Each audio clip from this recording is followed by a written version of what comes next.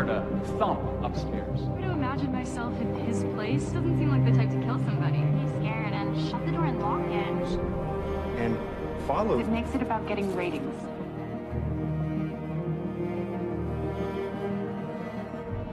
Film ini berdasarkan kisah nyata tentang seorang pembunuh berantai yang selama bertahun-tahun berhasil menipu satu negara. Parasnya yang tampan dan sikapnya yang ramah justru menyimpan sisi gelap yang tidak pernah terbayangkan. Kisah inilah yang membuka mata dunia bahwa kejahatan tidak selalu datang dari wajah yang menakutkan. Bahkan di ruang sidang, dia berdiri tanpa seorang pengacara, namun dia mampu mempermainkan psikolog hakim, jaksa, dan para juri.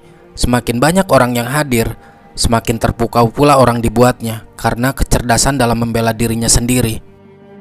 Lying face down in her own blood, sustained that burn marks on her thigh. Dan kisah ini akan berfokus pada seorang wanita bernama Elizabeth, atau biasa dipanggil dengan nama Liz. Saat itu, tepatnya pada tahun 1989, dia sedang mengunjungi seorang pria di dalam penjara yang akan divonis hukuman mati. Lalu kita akan diajak flashback ke 20 tahun sebelumnya. Pertemuan itu terjadi pada tahun 1969 di sebuah bar kecil di kota Seattle. Malam itu, Liz datang bersama temannya untuk melepas penat setelah bekerja seharian. Sebagai seorang ibu tunggal, hari-harinya selalu penuh dengan rasa lelah dan kekhawatiran. Dia ingin sekali menemukan sosok pendamping yang mungkin bisa membuat hidupnya terasa lebih ringan. Tetapi di sisi lain, ia sering merasa minder karena statusnya sebagai single parent.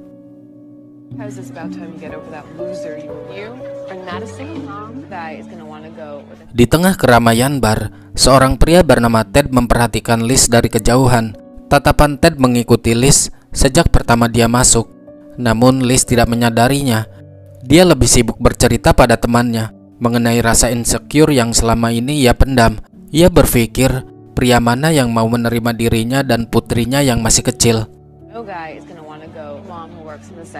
Dengan penuh pertimbangan, akhirnya Ted memberanikan diri untuk mendekati Liz. Diikuti pembawaan yang ramah dan senyum hangat, dia menyapa Liz seolah mereka sudah lama kenal.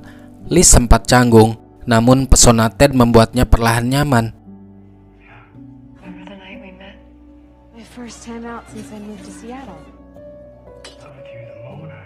Tampaknya Ted jatuh hati pada pandangan pertama, bukan hanya pada kecantikannya, tapi pada cara dia bercerita, cara dia tersenyum, dan ketulusan yang terlihat dari sorot matanya.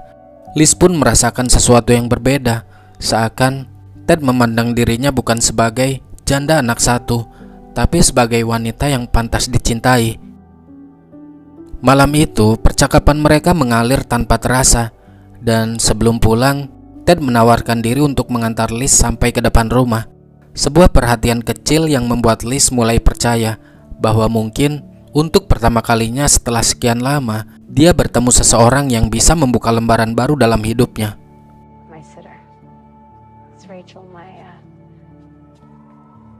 Hi. I understand if you want to go. Why would I want to do that? Berbeda dari kebanyakan pria di Amerika, biasanya menjauh setelah tahu wanita yang mereka sukai adalah seorang janda, memiliki anak. Are you sure you don't want to run? Ted justru sebaliknya, dia makin tertarik. Baginya kejujuran Liz tentang statusnya bukan masalah besar, apapun latar belakangnya. Do you want to rest? I'm really tired. Let's rest.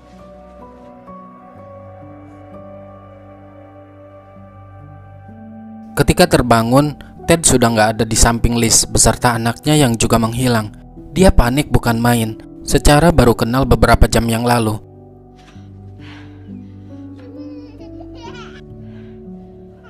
Hey, coffee? Ternyata di pagi itu, Ted layaknya seorang ayah dan suami bagi Liz. Dia telah menyuapi putri kecilnya dan menyiapkan sarapan untuk mereka. Sampai akhirnya Liz pun jatuh cinta. I didn't want to wake you. You look so pretty sleeping. Is your mom got breakfast? Tidak terasa kini mereka hidup bersama setelah melewati 5 tahun lamanya.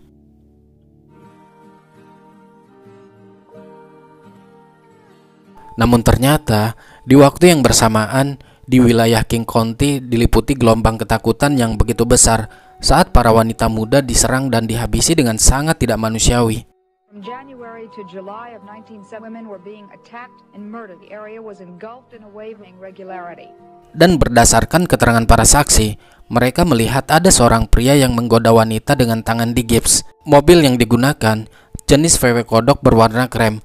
Polisi pun merilis sketsa wajah yang diduga itu adalah pelakunya sesuai kesaksian dari mereka. Picture was released to the news media. Sampai di suatu ketika, Ted dihentikan polisi karena menerobos lampu merah di jalurnya. Di sini Ted memperkenalkan bahwa dirinya adalah mahasiswa hukum di Universitas Utah.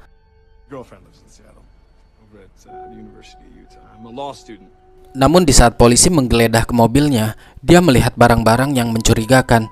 Atas dasar hal itu, Ted pun dibawa ke kantor polisi untuk dimintai keterangan. Jelas polisi curiga dong. Lagi gencar-gencarnya pembunuhan berantai, Ted berkeliaran tengah malam, membawa alat-alat yang aneh di mobilnya. Di sana polisi bertanya, "Apakah kamu pernah ke kota Murray?" Ted menjawab tidak. Polisi kemudian mendatangkan korban yang berhasil lolos dari rencana pembunuhan. Dia diminta untuk mengenali suara si pelaku saat menyerang dirinya. Any of these suspects. Don't stop screaming, I'm gonna kill you. If you don't stop screaming, I'm gonna kill you. Number 7. Yang ternyata si korban menunjuk nomor 7, yaitu suara Ted Bundy. Mereka menjadikan Ted tersangka utama. Namun karena pihak kepolisian tidak memiliki bukti yang lebih kuat untuk menjeratnya, Ted pun dibebaskan dengan syarat sebagai jaminan tahanan, dan dia akan selalu diawasi oleh pihak kepolisian. Ted pun pulang ke rumah Liz. Di sana Liz marah dan langsung menamparnya sambil menunjukkan foto Ted yang terpampang di koran. Liz marah karena Ted tidak mengabarinya. Dia meminta penjelasan tentang apa yang sebenarnya terjadi. Ted dengan tenang memberikan jawaban kepada Liz, hingga akhirnya Liz pun luluh kembali.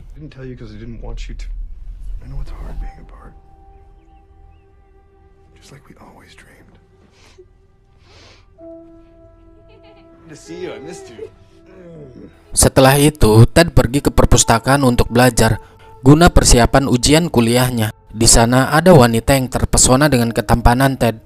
Ada juga yang risih setelah melihat wajah Ted terpampang di koran. Wanita yang risih itu segera melapor kepada satpam. Akibatnya, Ted disuruh keluar.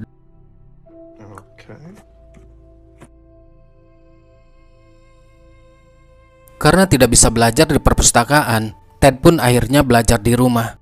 Di kamar, Liz terbangun karena ada cahaya di balik selimut. Ternyata dia sedang belajar. Dia tidak mau menyalakan lampu, karena itu bisa saja membangunkan Liz.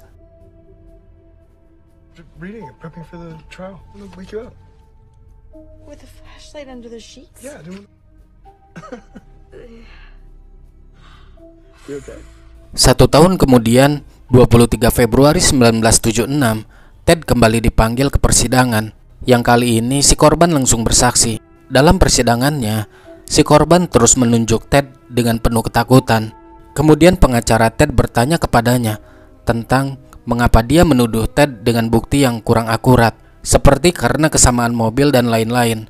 Lalu si korban berkata, ada saksi yang mengatakan bahwa memang itulah mobilnya.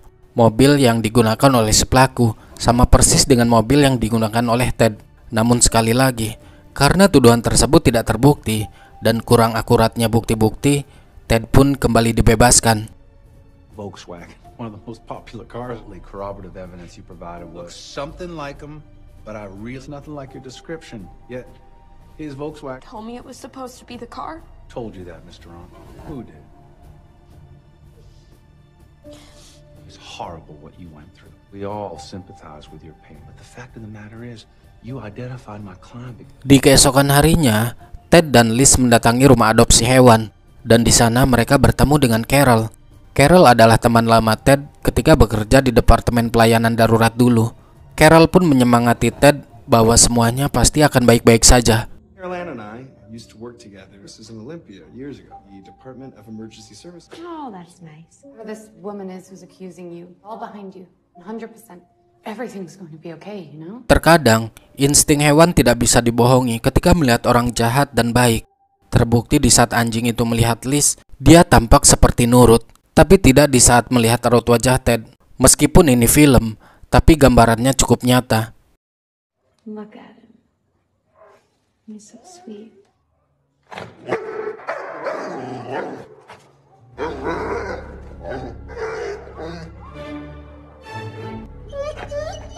Kebersamaan mereka tidak bertahan lama. Ketika di persidangan, Ted dinyatakan bersalah dan menjadi tersangka utama dalam kasus penculikan. Dia akan segera dikirim ke penjara bagian Utah sambil menunggu keputusan pengadilan tentang hukuman apa yang pantas. Sontak Liz pun terkejut, seakan tidak percaya dengan apa yang ia dengar barusan. Dia pun langsung memeluk Ted dengan erat. Di sini Ted meyakinkan Liz bahwa semuanya akan baik-baik saja.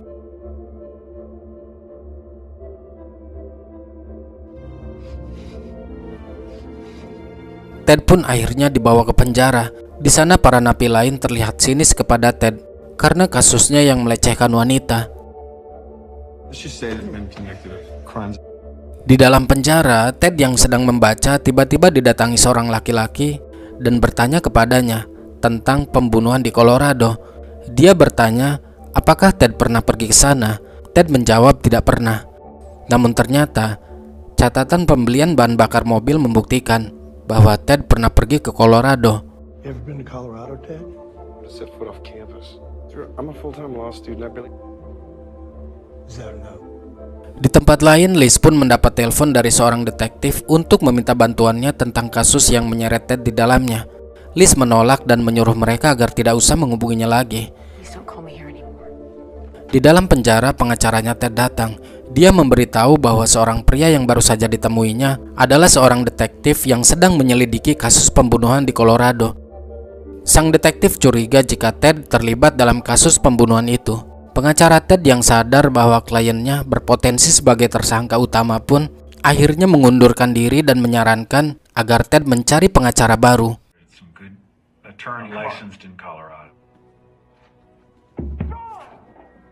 Setelahnya, Ted dipindahkan ke penjara Colorado. Liz yang mengetahui hal itu pun langsung dibuatnya frustasi. Joanna yang merupakan sahabatnya mencoba menghibur dan menenangkannya. Pergolakan batin dan rasa frustasi yang mendalam membuat Liz tidak lagi memikirkan pekerjaannya. Rokok dan alkohol menjadi teman keseharian Liz pada saat itu. Pada persidangan di Colorado, Ted didakwa bersalah terhadap pembunuhan seorang wanita. Dan pengadilan memutuskan ada kemungkinan Ted dihukum dengan hukuman mati.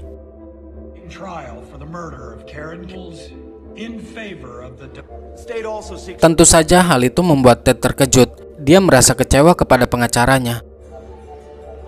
Akhirnya, dia dibawa keluar dari persidangan dengan diborgol di tangannya.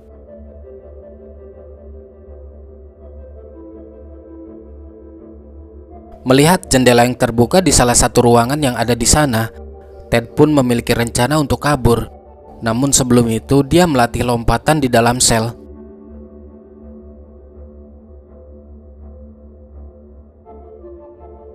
Pada kesempatan lain, dia diwawancarai oleh wartawan. Dengan santainya, Ted menjawab semua pertanyaan itu. Dia juga menyangkal bahwa dirinya adalah seorang pembunuh berantai.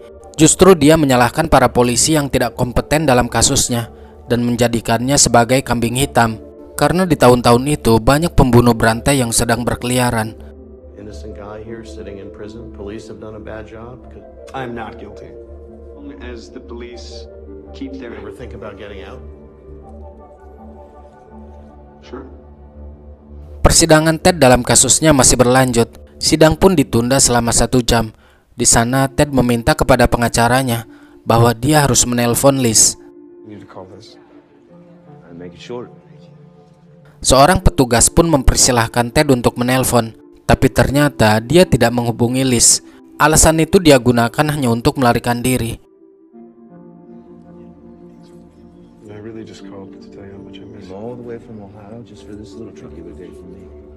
Di saat petugas sedang mengobrol dengan temannya, Ted memberanikan diri melompat dari lantai 2. Bergegas, dia berlari sebelum petugas menyadarinya.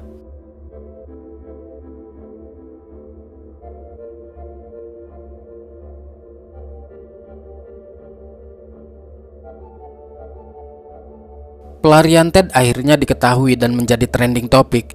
Mengetahui Ted yang kabur dari penjara, Joanna datang ke rumah Liz untuk menemaninya. Dia melarang sahabatnya itu untuk minum lagi, serta memintanya untuk meninggalkan dan memutuskan hubungan dengan Ted. 1 minggu kemudian, Ted berhasil tertangkap kembali di lereng Gunung Aspen. Kini tuduhan Ted ditambah karena dia tidak kooperatif dan melarikan diri. Liz akhirnya memberanikan diri untuk menemui Ted di dalam penjara. Ted memberikan hadiah buku yang berjudul Papillon kepada Liz. Jadi buku Papillon ini mengenai seseorang yang dihukum karena salah tangkap. Dia ingin agar Liz membacanya. Intinya dia meyakinkan Liz bahwa dirinya tidak bersalah.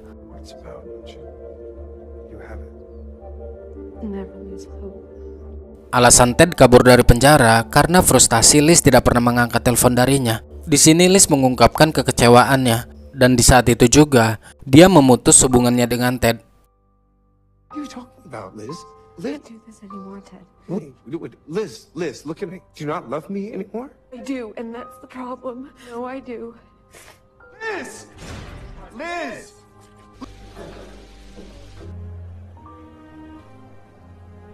Teman satu kantor Liz bernama Jerry ternyata diam-diam memiliki perasaan suka terhadapnya.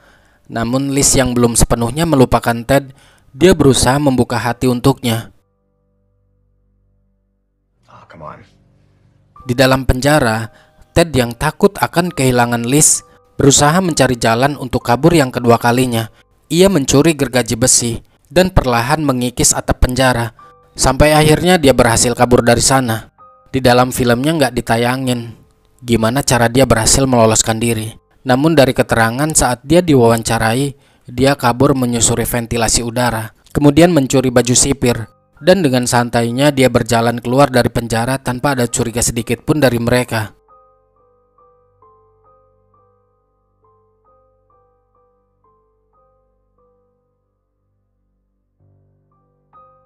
Berita itu pun dengan cepat menyebar luas, dan Liz mengetahui Ted melarikan diri lagi dari siaran berita di televisi. Tiba-tiba ada seseorang yang mengetuk pintu. Ternyata itu adalah detektif yang waktu itu menelpon Liz. Sang detektif berkata bahwa Liz harus segera menghubunginya. Dia juga memberitahu kasus Ted ini sangat serius. Sang detektif lalu memberikan bukti berkas kasus pembunuhan yang dilakukan oleh Ted. Karena seakan takut untuk membukanya, Liz pun langsung menaruh berkas itu di meja. If he contacts you, can't stress enough how important it is that you know something that you're not telling. Aiding and abetting, who would be guilty of aiding? Whatever you think you know about him, it's all a lie. Just to get him, you can prevent it from happening. For everyone's sake. Hope it's soon. Setelah melarikan diri, 2 minggu kemudian, di Florida, Ted pergi ke sebuah perkumpulan dan menggoda 2 gadis di sana, yang mana mereka adalah korban berikutnya. Saat itu, semua mahasiswi sangat ketakutan setelah melihat seorang pria menyelinap ke perkumpulan mahasiswi dan menghabisi 2 orang wanita dengan cara yang keji. Salah satu dari mereka digituin oleh Ted. 3 orang lainnya yang sedang tertidur dihajar dengan cara tidak manusiawi. Kemudian, setelah 6 blok dari sana, dia kembali menyerang 1 orang mahasiswi yang nyaris kehilangan nyawanya. Dengan mudahnya di keesokan hari, Ted masuk ke rumah orang lain lagi untuk mencari target selanjutnya. Namun aksinya itu berhasil digagalkan. Hebohnya teror sang pembunuh berantai membuat orang-orang pada waktu itu sangat ketakutan. Di lain kesempatan, Ted berhasil ditangkap karena kedapatan menerobos lalu lintas lagi. Polisi yang memberhentikannya saat itu belum sadar bahwa pria yang ada di hadapannya adalah Ted, yaitu seorang penjahat yang paling dicari oleh FBI. License and registration, please. Absolutely. Yes, of course. Right here.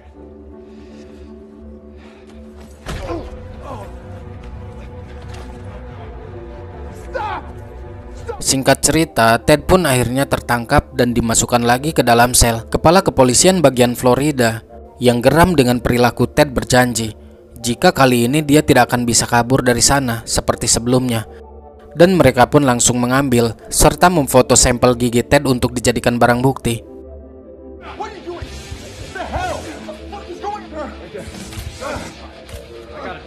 Dan untuk pertama kalinya pendakwaan di depan media, polisi pun menyuruh Ted keluar untuk menerima dakwaan atas perbuatannya.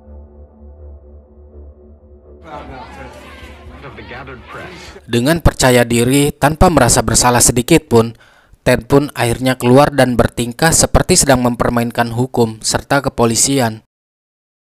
Well, we have displayed the prisoner now. Talk to the press. This is it. My chance. 3 counts of attempted murder. I'll plead not guilty, right? My turn to talk now. We have been buried by you. And you are not. I will be heard.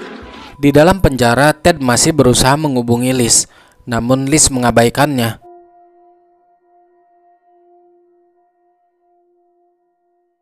Beberapa hari kemudian, Carol datang mengunjungi Ted. Di sana Ted bercerita bahwa dirinya tidak bersalah dan dia dijebak. Ted juga berkata dirinya kini sangat populer dan para polisi berusaha menjatuhkannya agar mereka mendapatkan kenaikan pangkat. Carol pun percaya dengan semua apa yang dikatakan oleh Ted. It's great to see you. I have a familiar face around. I'm more popular than Disney World. Can't believe what they've managed to do. Di sisi lain, Gary datang ke rumah Liz untuk membawakan makanan. Dia sangat khawatir dengan Liz yang sudah 1 minggu tidak masuk ke kantor. Liz yang sedang berusaha membuka diri akhirnya mengizinkan Gary untuk masuk ke rumahnya. Carol dan Ted kini semakin dekat.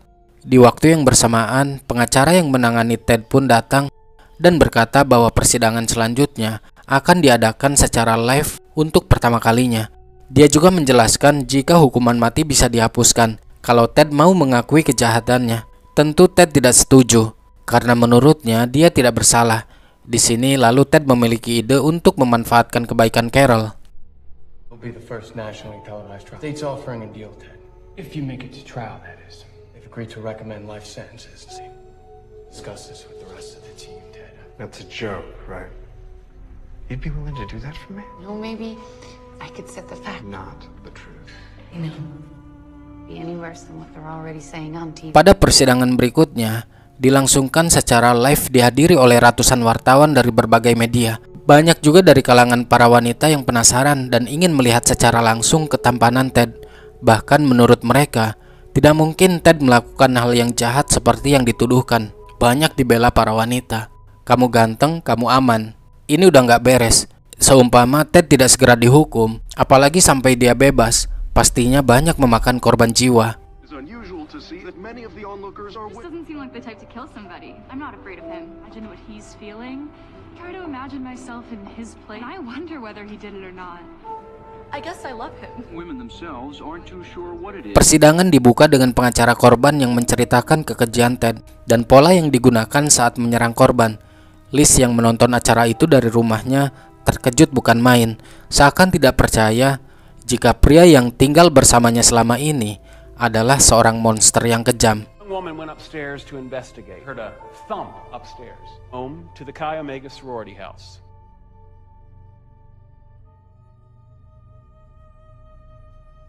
Di persidangan itu pun saat diwawancara oleh wartawan, Carol berbohong dengan mengatakan bahwa apa yang terjadi dengan Ted merupakan suatu hal yang sudah disetting oleh polisi. Carol berkata seperti itu karena perintah dari Ted agar bisa mendapatkan simpati publik. Because it makes it about getting ratings. Step in undercutting the judicial system. Yes, media has already convicted Ted. Sementara itu, Liz terlihat semakin dekat dengan Gary. Bahkan sambungan telepon miliknya dicabut olehnya agar Ted tidak bisa menghubunginya kembali. Dalam persidangan yang kesekian kalinya, ibu Ted didatangkan ke pengadilan oleh pengacara Ted untuk membujuknya agar mau mengakui kesalahannya. Tentu itu semua sang ibu lakukan agar anaknya terhindar dari hukuman mati. Akan tetapi, Ted bersikeras menolak permintaan pengacara tersebut, meskipun melalui ibunya. Ted, when you consider the evidence they have, did he push you up to this? I wouldn't be able to live if I lost you. Innocent. You know that, right? Look at me. Mother cannot outlive her son. Anyone here may have told you I did not do these things. Saat persidangan kembali dimulai, Ted mempermalukan sang pengacara dengan mengatakan bahwa dirinya dipaksa oleh pengacaranya agar mau mengakui kesalahan yang tidak pernah dia lakukan. Tentu hal itu membuat sang pengacara malu sekaligus marah, lalu meninggalkan ruangan persidangan. Your Honor, have I encountered a man as defiant, into admitting guilt, coercing his own, that I plead guilty to save my so-called attorneys. I am, in fact, not guilty. Just muzzle yourselves. I would like to resign as counsel. How's this promotion? Akhirnya, Ted pun mengambil alih pembelaan terhadap dirinya sendiri di sisa-sisa waktu penentuan hukuman. Murderer Theodore Bundy has been now with only a few days left have taken active part in his own defense. Law student announced he intended to take. Selanjutnya, dihadirkan saksi kunci seorang dokter gigi. Dokter gigi itu mengatakan bahwa bekas gigitan pada korban identik dengan struktur gigi Ted.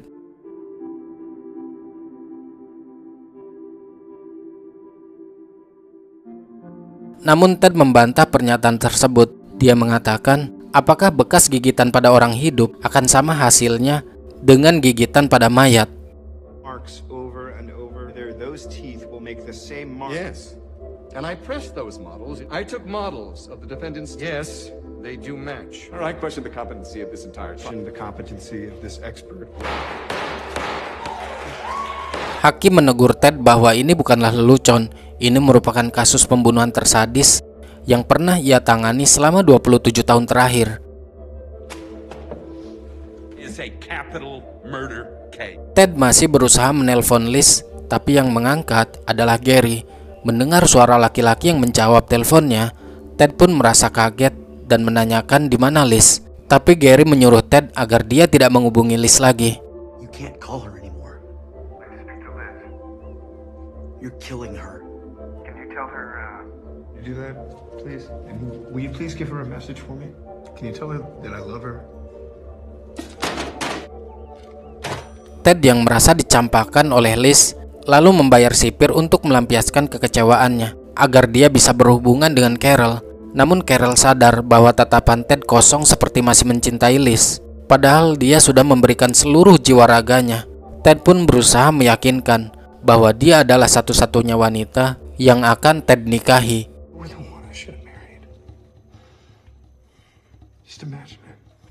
I'll get out of here. That sounds nice. We can get a house. Pada sidang selanjutnya, Carol menjadi saksi untuk Ted. Dia mengatakan bahwa 2 bulan sebelumnya, saat bersama Ted, struktur gigi Ted masih rapih dan tidak seperti sekarang. Every which way, but lunanologists have obviously taken my after the Chi Omega crimes. Di sana Ted menikahi Carol di hadapan hakim. Will you marry me? Yes. Your Honor. Yang mana di Amerika hal itu sah-sah saja, asalkan ada hakim yang menyaksikan. Constitutes a lawful marriage here in Florida courtroom in the presence of court officers. It does. Liz yang melihat hal itu seketika hancur dan menyalahkan Gary karena dia telah mencabut kabel teleponnya di malam itu. Liz sebenarnya masih merasa bersalah kepada Ted. Dialah yang telah melaporkan pada polisi perihal sketsa wajah pembunuhan yang mirip dengan Ted. Karena dari laporan itulah yang menjadikan jalan para polisi untuk menemukan kebenarannya. You're responsible for the things that happened. Why do you act like the one who gave his name to the police? 160 pounds, cast hair, brown to light brown, described as 5'7" to 5'8". But it's very, very I saw this guy. What kind of car did he drive? But it's kind of a light beige. It's a 1968 Volkswagen Bug. you shouldn't be ashamed of that? It's a sketch that looked kind of. You did the right thing. He deserves it, Liz. Pada persidangan terakhir, Ted mengatakan pada juri dan hakim bahwa polisi memiliki 2 metode dalam memecahkan kasus ini. Yang pertama, mereka akan mencari bukti dan mencari tersangkanya. Dan yang kedua, polisi akan mencari tersangkanya terlebih dulu, serta mencari kecocokan dengan bukti-bukti curang, agar tersangka itu terbukti bersalah, dan dia merasa sedang dijebak pada metode yang kedua ini. There are 2 ways to investigate crimes. Search for clues. They can go to a crime scene to a logical conclusion. Follow those clues. They can begin with a suspect and then somehow make all of the evidence decide on that suspect. That innocent suspect. Only that suspect. Saat jeda persidangan, Carol mengatakan jika dirinya sedang mengandung anak Ted. Ted pun sepertinya senang mendengar hal itu. Keputusan akhir dari persidangan bahwa Ted dinyatakan bersalah. Liz yang menyaksikan itu dari televisi menangis. Sedangkan sang ibu memohon pada hakim agar hukuman mati kepada anaknya dibatalkan. Namun hakim tidak bisa berbuat banyak. Karena itu merupakan penilaian dari dewan juri sesuai bukti-bukti yang ada. Ted akan dihukum mati dengan cara disetrum di kursi listrik. Meskipun hukuman sudah ditetapkan, namun Ted masih bersikeras pada pendiriannya jika dirinya tidak bersalah. Bahkan dengan sombongnya, dia tidak meminta belas kasih pada mereka. Ya menurut pandangannya, tidak masuk akal aja memohon sesuatu yang tidak pernah dia lakukan. I won't ask for mercy. In fact, I find it absurd that I did not ask for mercy for something that... Di sini hakim memberikan kata-kata yang mungkin bisa membuat Ted menyesal. Jika sebenarnya Ted adalah pemuda yang cerdas, bisa saja dia menjadi pengacara yang sangat hebat, memanfaatkan kelebihannya ke arah yang benar, bukan ke arah yang salah. You're a bright young man. Carry yourself. Love to have you practice in front. Made a good lawyer, but it's been a tragedy for a different way, partner. I don't have any animosity. Total waste of humanity. Take care of yourself. Semua orang sudah meninggalkan ruang persidangan, sedangkan Carol masih berada di sana, meratapi kesedihan memikirkan anaknya kelak lahir tanpa seorang ayah. Singkatnya, 10 tahun kemudian, Liz mendapat surat dari Ted, yang mana itu adalah surat terakhir darinya. Lalu kita akan diajak ke scene awal, Liz yang sedang mengunjungi Ted di dalam penjara. Di sana Ted masih mengelak kalau dirinya tidak bersalah, dan ini semua hanya jebakan.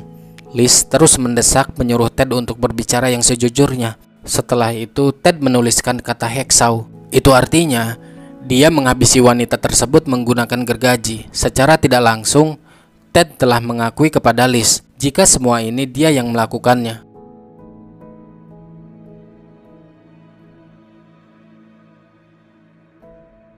Pada akhirnya Ted pun mengakui semuanya kepada polisi.